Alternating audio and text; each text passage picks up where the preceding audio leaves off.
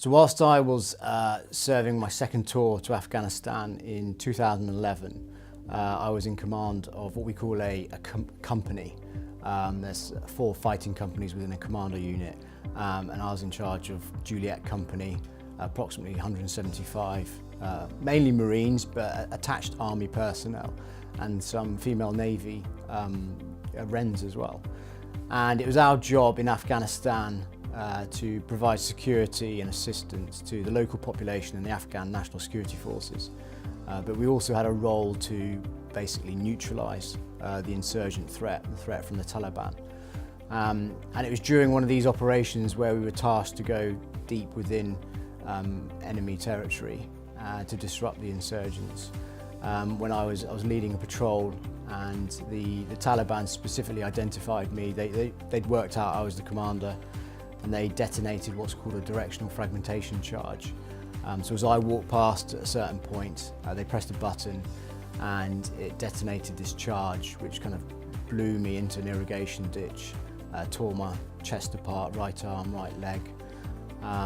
The guys did an incredible job keeping me alive there and then in the battlefield.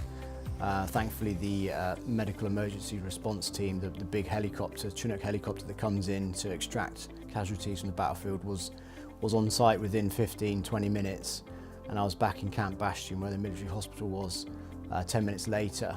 I was operated on, and I spent the next 3 weeks in a coma back in Queen Elizabeth Hospital in Birmingham, fighting for my life.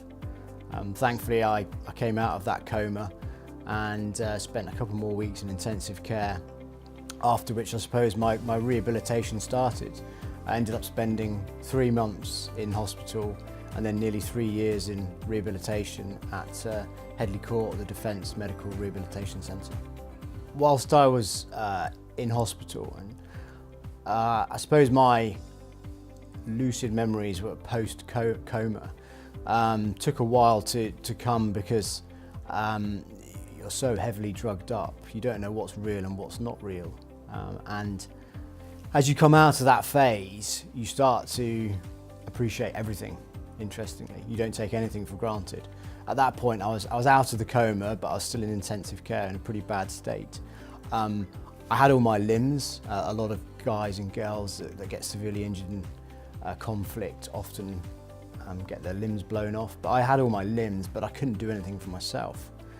And so I suppose right from that early stage, I set myself goals in order to speed up the process of getting better.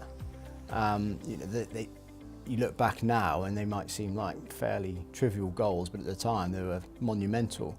For example, just being able to go to the toilet yourself. That was a massive goal, and was my first goal, interestingly, because I was bedridden.